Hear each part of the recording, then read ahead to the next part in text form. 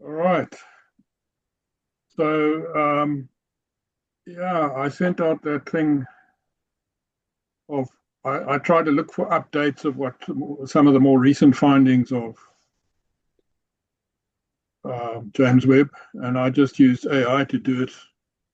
I don't think it did a bad job, but I don't think it adds that much more. I think this video was pretty good and actually covered it rather well, even though its latest information must be at least a couple of years old. So there are some things. I mean, I think Webb would have found a planet and found some more stuff that we can look in, and that stuff I found, which was not mentioned in this video, but it doesn't really add that much to what Webb is about. I think what the message from me, I think, is that we've got to be very careful what we see in YouTube headlines. There's so many, these clickbait people that make money out of their clickbait videos. They put in a headline that's very dramatic, Big Bang Theory is wrong. And then they go in, then the whole video contains a long story about the launch of James Webb and doesn't mention anything else at all. It's a total waste of time. There's so many of those on YouTube.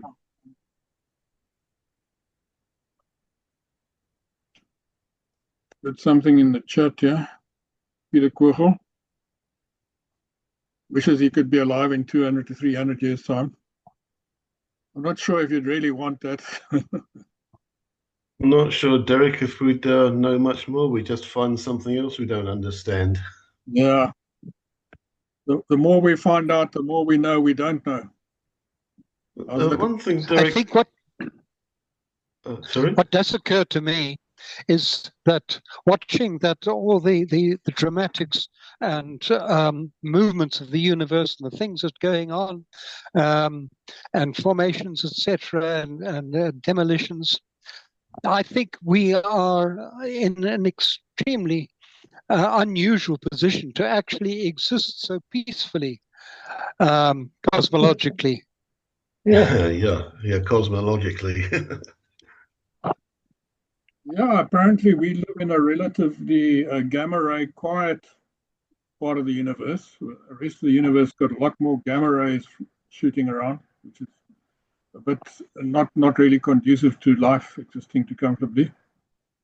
And I think there's a theory, I'm not sure how much science supports it, that there's a massive void around our galaxy, which distort the measurement of the Hubble constant.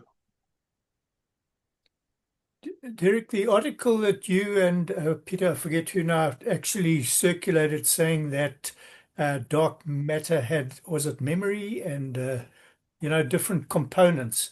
It wasn't a video. It was actually a written article. Does that hang in with scientist? I must admit, I didn't really follow it. I didn't read it in that much detail and so on. I just glanced through it, and yeah. Are you asking me? Are you saying you don't understand it? Because I don't either. No, well, it did come to some fascinating conclusions, and I just wondered whether your later readings then and what you've seen on James Webb, whether it either enhances that sort of direction or kind of puts it in the nonsense category. My gut feel is it's nonsense, but I don't want to dismiss it because there's some very weird conclusions, findings that have been made, which are not nonsense in the past. Yep. I'd rather hear an expert's opinion and explanation of that. Yeah. But the article, I think, just doesn't have enough information. Thank you. Derek, I know there is a lot of evidence for dark matter and dark energy, but has it really been accepted that it really does exist, or is it still a theory? It's still up for question. As Pierre likes to put it, at the current time, it's our best estimate of reality. The reason why I ask is there's some scientific investigation which proves it all to have been wrong, and there's another explanation. But it's a phenomenon which it attempts to explain, but it doesn't explain things perfectly. There are questions, where it sort of runs off the rails. So it's definitely not the 100% the explanation at at the most, at the least, however you put it. But it's definitely, it's a theory which is currently the sort of relative majority of scientists accept, I think. The reason why I make the point is I was watching a video the other day. I forget the person's name now. It's Neil deGrasse or Neil deGrasse. I can't remember his. Yeah, he's supposed to be fairly credible. He was talking about a planet Vulcan, and I'm not talking about something from Star Trek. I'm talking about a planet that was supposed to orbit on the inside of Mercury, and it was postulated as the explanation of why the orbit of Mercury is so. Well, you get a possession of the orbit, don't you? Well, this was before. It was only after the development of general relativity that they realised that the idea of Vulcan is just not necessary. And I wonder whether it's more or less the same with dark energy, that maybe there is physics that we just don't know about. Yeah, there could be a development, a refinement, which may make it unnecessary. And some people claim they have that with the sort of Mond theories of gravity. I mean, somebody might come up with something that's radically different to what we know today, in a sense, but also doesn't contradict what we know today, but explains it more properly. And that's more actually what I expect. Yeah, I'm working on it, Derek, but I haven't got my ideas together yet. Another few beers, maybe. I've got my own ideas, but I dare not mention them to anybody because they're completely the opposite to some of the existing ideas. Yeah, me too. But my thinking is it cannot contradict the currently well-known science, whatever theory you come up with. It's got to work within that, but it's got to expand on its way of explaining what's happening. I mean, general theory of relativity is just a mathematical good approximation of how to calculate how gravity works. It doesn't explain the source of gravity.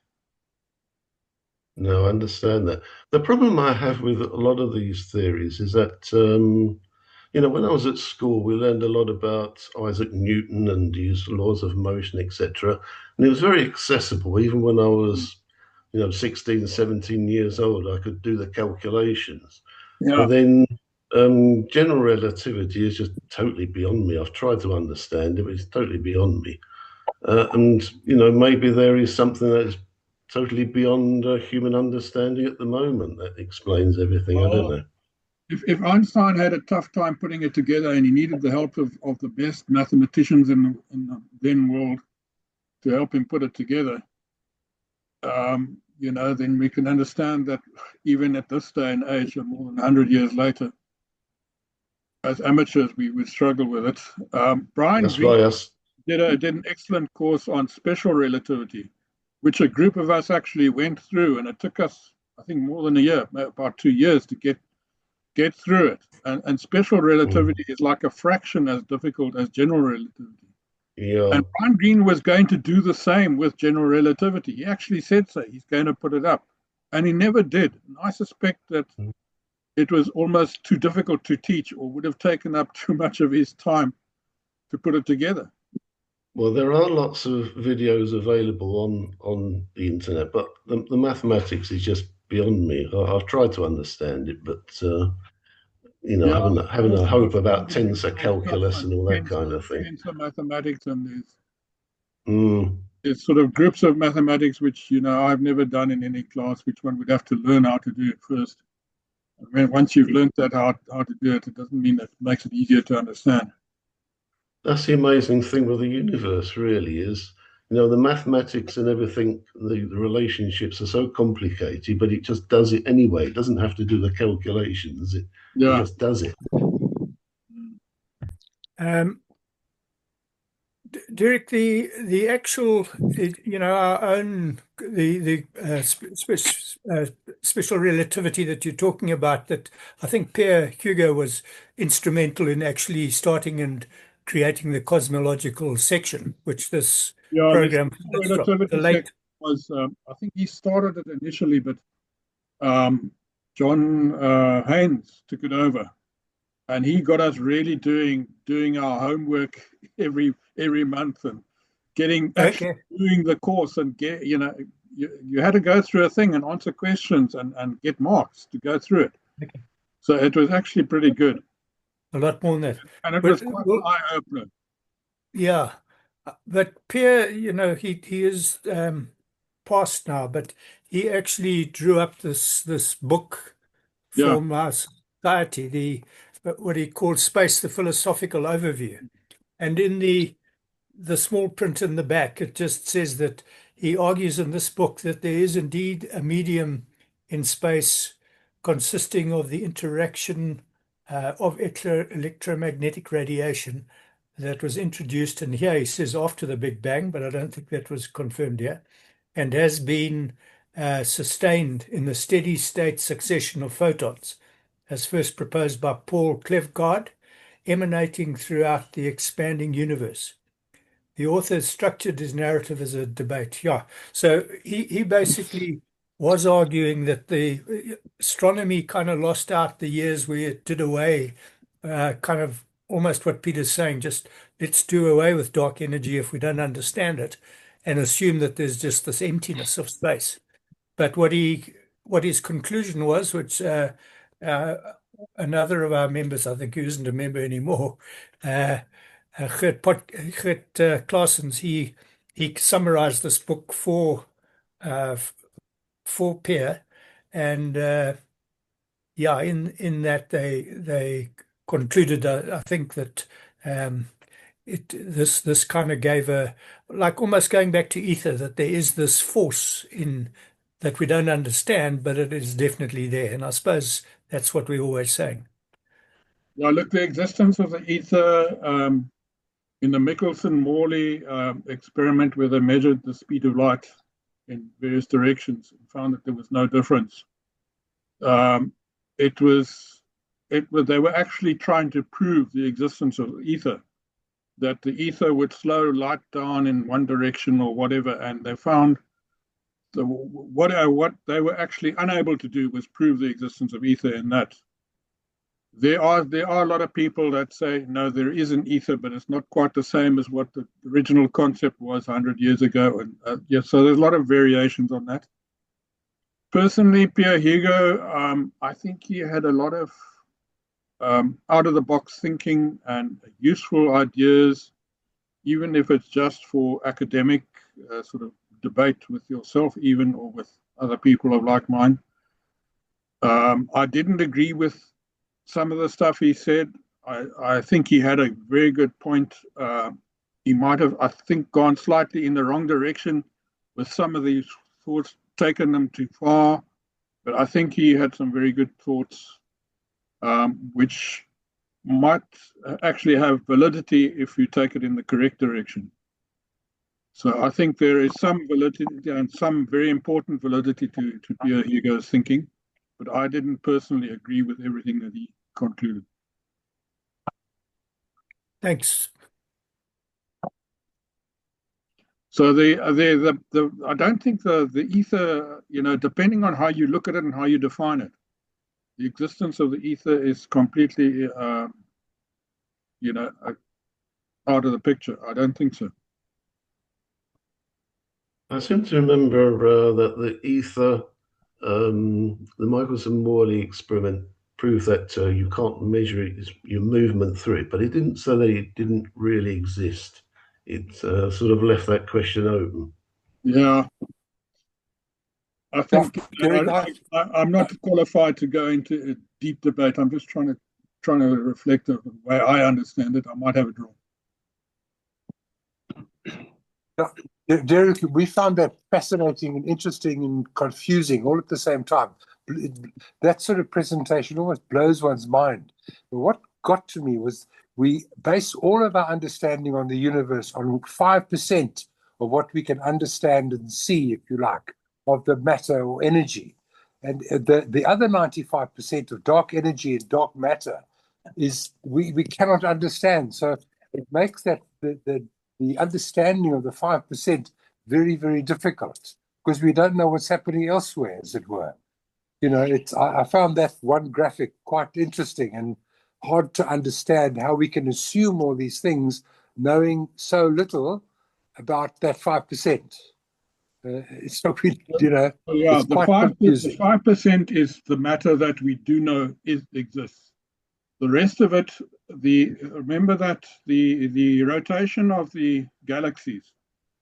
Who was the lady that first measured that and found that they're rotating 6 times faster than they should, or something? Or there's a factor of 6. There has to be 6 times more mass than we know of for things to be happening as they are seen to be happening. So there is sort of all that 6 times the matter that we see that has to be exist somewhere. That's the dark matter. So that's how they came to the quantity for the dark matter. The quantity for dark energy is based on mathematics. It's based on taking the mass of the universe, the rate it's expanding, and the energy required to accelerate it to that expansion. So that's purely, and so of course mass and energy are also equivalent. So you can bring it all into one equation where you can equate it to, that's how they calculate that, the total energy in the universe has to include that 70%, which is accelerating the universe outwards. It's a mathematical conclusion that they come to that. I don't know if I'm explaining it very clearly at all, but no, that's how. Thank you, Derek. Yeah, but there's still so much. All that calculation, all the mathematics that goes into that. There's still unknowns out there. There may be some other constant that need to change to actually get a full understanding of how things happened and how they're still happening into the future.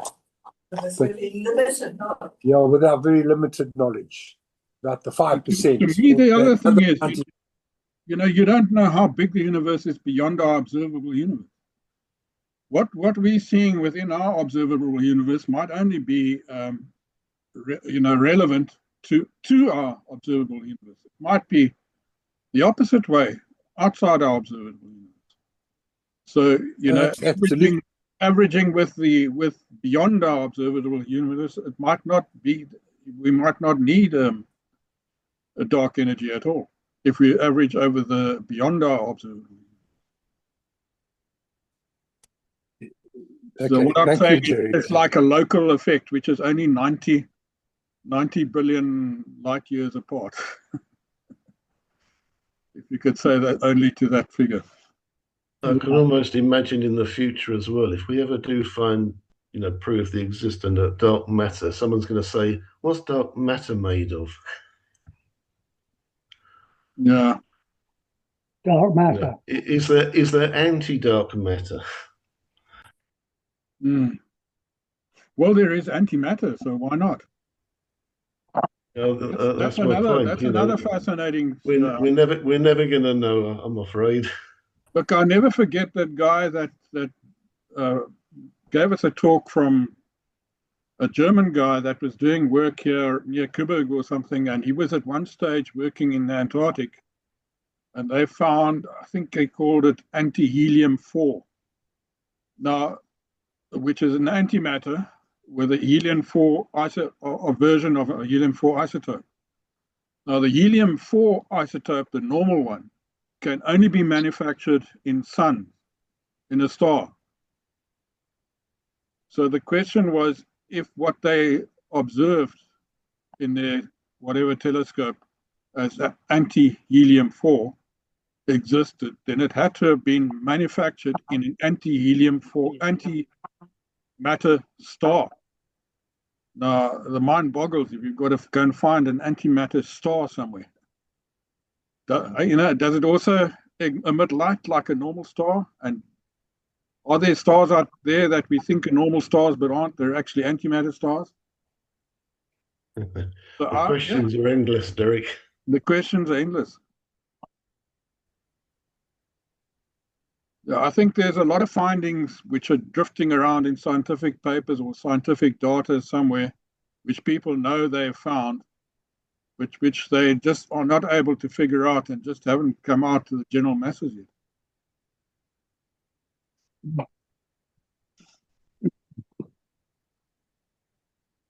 Right, I thought that video was excellent in sort of in summary. What did you guys think? Yes, I agree.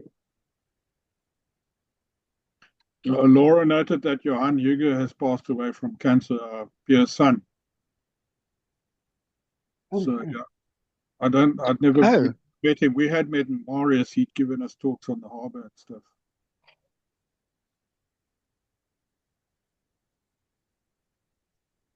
Okay. Well, I'm going to say thanks very much for your attendance. Have we got any other points people want to discuss before we log off? Don't think so. Nice picture of somebody's beer there and chips. No, I was just wondering who's promoting Windhoek Lager. Somebody's got shares in Windhoek. Yeah. All right. I'm going to say thank you for your attendance, and I think that was a very good one. Have a look at the follow-up info and see if you've got any questions from that, if that expands anything. I hope that it was done by AI largely. Hope that it is accurate. And we'll see you again next time. Thank you, Derek. Mine is suitably boggled as usual. Have a good night. Thanks. Okay. Bye-bye. Good night. Thanks, everybody. Cheerio. Cheers. Bye. Good night, all. Yeah.